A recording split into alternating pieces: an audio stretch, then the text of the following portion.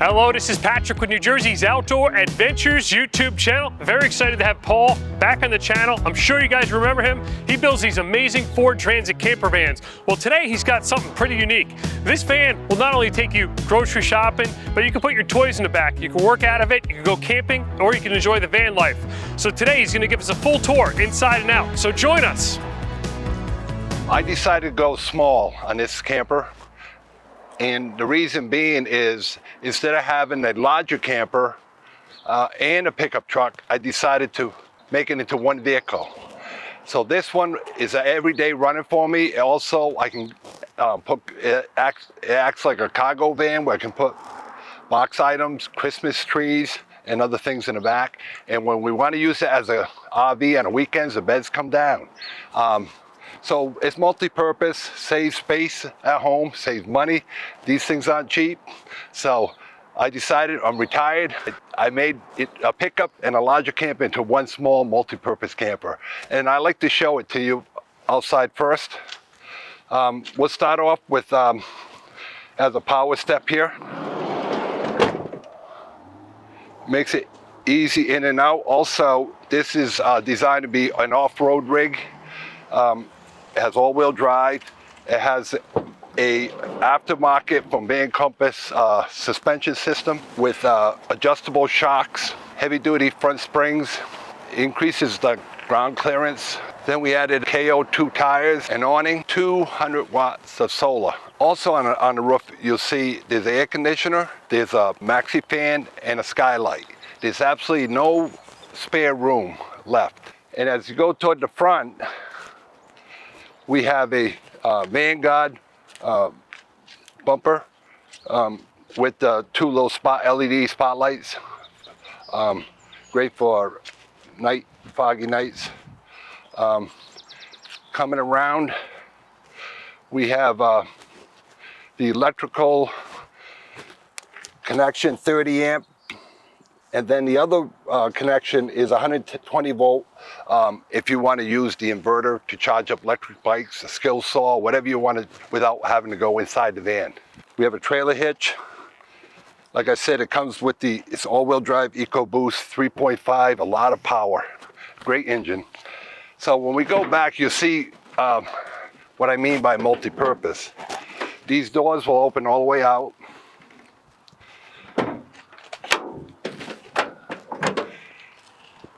And the first thing you see, we have this is for the outdoor shower. We do have another indoor shower. We have a water fill right here, 20-gallon tank, fresh water tank on that side. This side is mostly electrical components. Here we have a 110 volt outlet. In the future, I plan on putting electrical cords and the water hose lines in there on the bracket. This sliding tray is what makes this really handy for multi-use. And you just grab it, you slide it out, and it'll stop. It's incredibly strong. Each rail 600-pound capacity. They have tie downs, whatever you want to put, you can find a place to strap it down. And this is mahogany wood used for outdoors decking, so it can handle the weather. Here we have, this is where with the inverters in close quarters, you need a lot of fan power to keep it cool. But this is a panel box, that's AC, DC connection. And when you look on the other side, you'll notice there's another access panel, and that's to get to the filter on the water pump. Simply slide this back in, and it locks in place, and it's not going anywhere. What else we have in the back here, I'll climb up. We have a bug screen, goes all the way down. And you see that on the other side, when we're inside, we have a projector screen behind it. Come around the other side.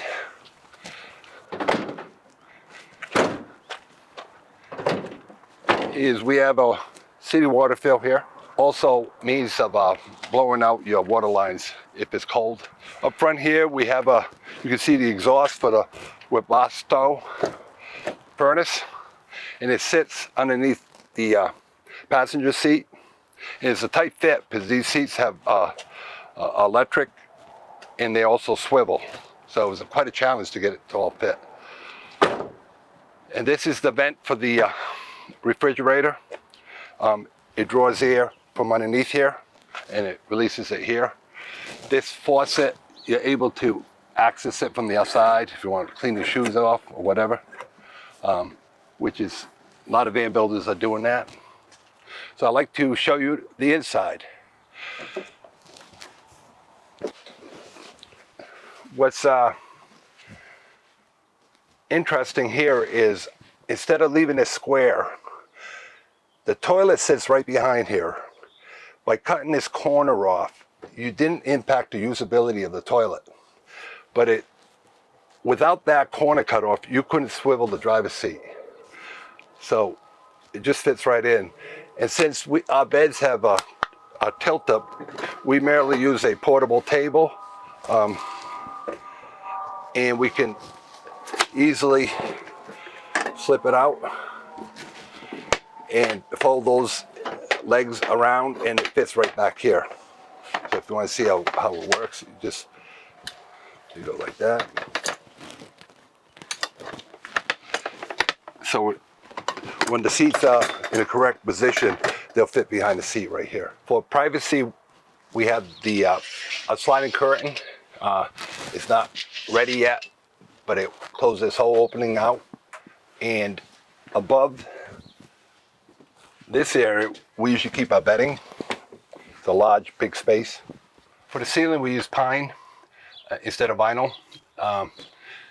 And insulation material, we use 3 different types. We have a rigid 1 inch on the floor, a rigid 1.5 inches in the ceiling for most of it.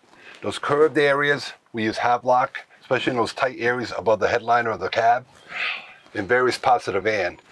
And the larger spaces, we use mineral wool. Now, we have the max fan here, and it's just manual. It's not a remote control, because I find it less troublesome in a van that goes off the road and bumps around a lot. For cooling purposes, I went with the Ogden AC unit. It's very quiet, very efficient. It's powered by a 3,000 watt inverter. We have 2 200 amp hour lithium SOK batteries, and we have 3 ways to charge those. We can charge from the shore power line. We can charge from the alternator. This van has 2 alternators.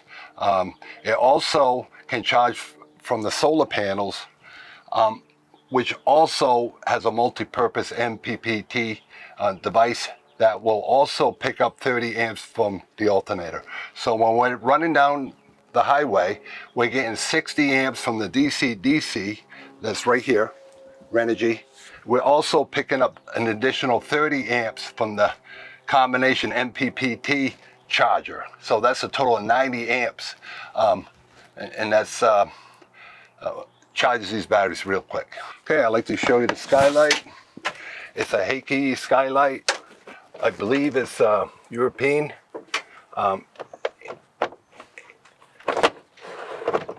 That's fully opened.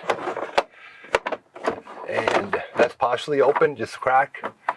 And then, excuse me, and then that's closed.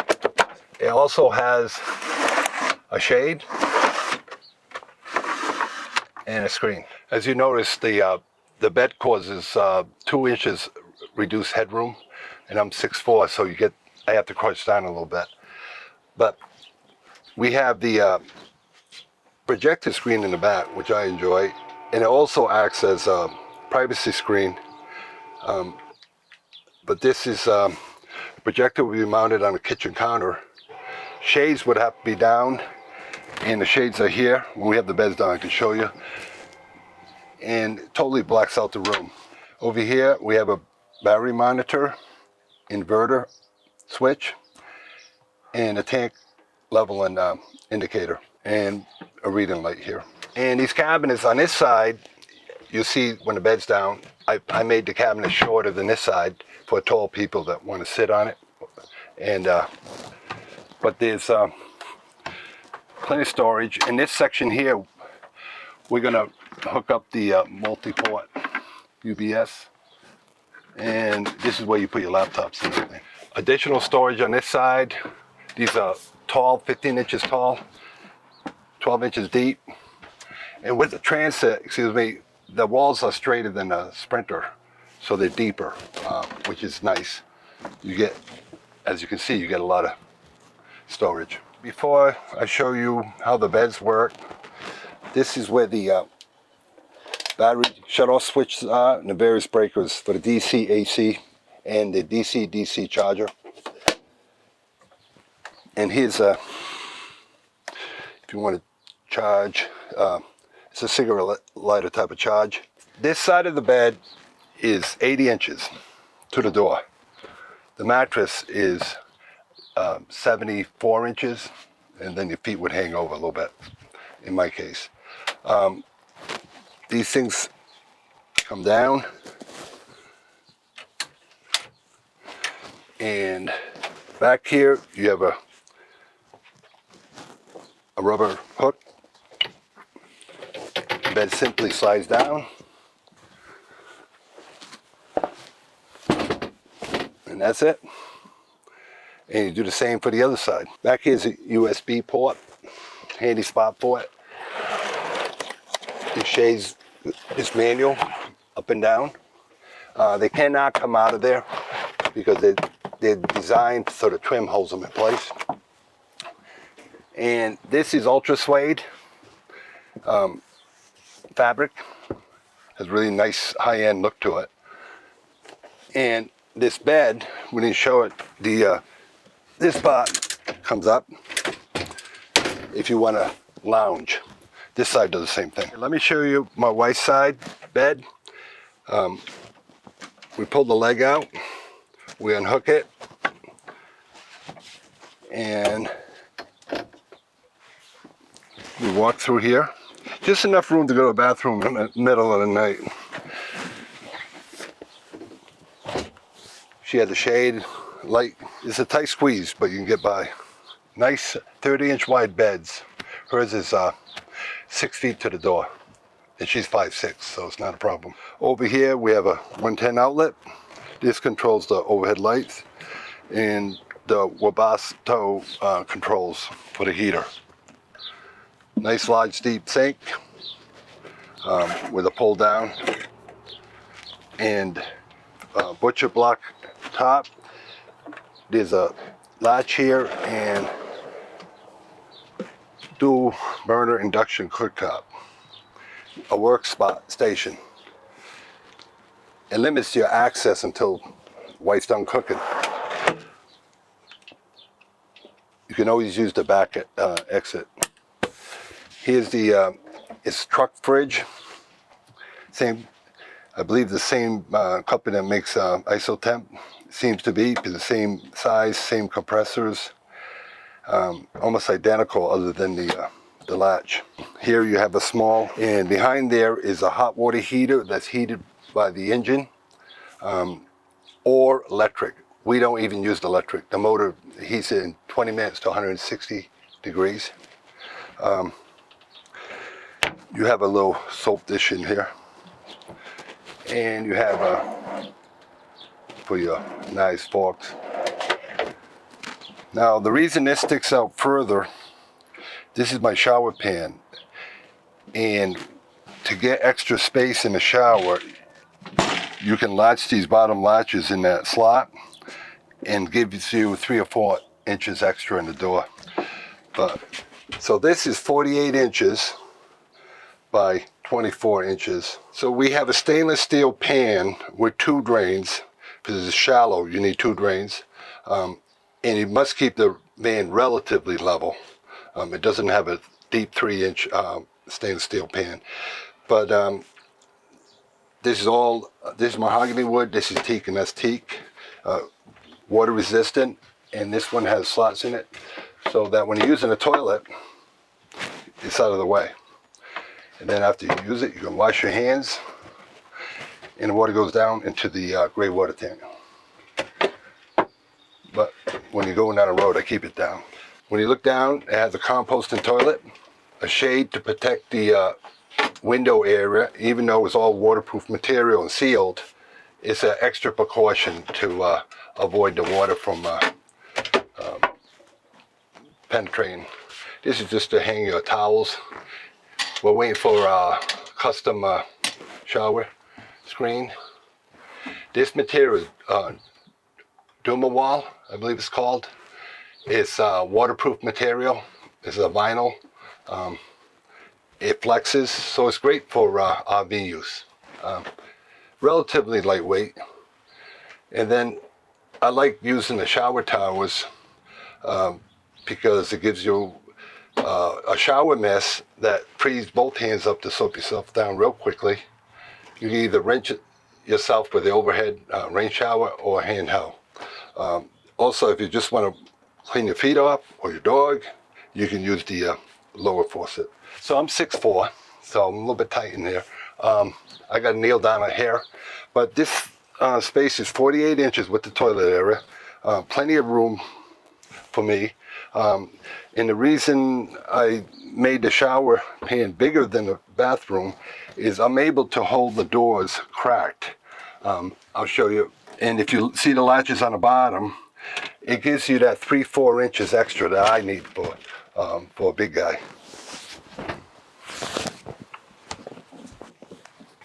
Paul, thank you very much for taking the time today to give us a tour of your awesome creation. It's always a pleasure to have you on the channel. There is some very unique things that you come up with in your camper van builds. How did this meet your expectations? I do miss the bigger van somewhat on longer trips, but when you can have one van do it all, it's a better fit for me. Because mostly we use it for weekends, short trips, and that way I can also have the beds up and use it. I have apartments that I have to maintain. I can put my tools in the back and other big box items, and it seems to be multi-purpose, and it's fine. I'm tall, and this bed is very comfortable. I went with an 8-inch mattress.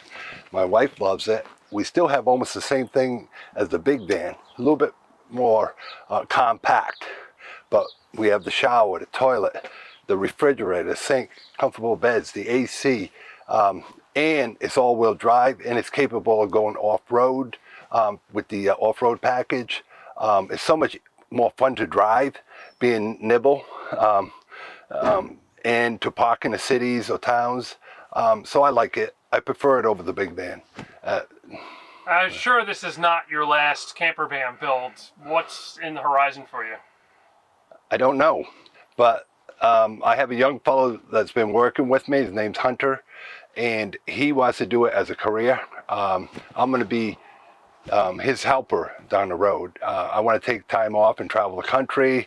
Now that COVID is kind of eased up, and enjoy my retirement. But I did have a ball building these vans. I built 4 of them, and it's been a blast. But I think I'm going to be Hunter's assistant in the future and have much more time off. Yeah.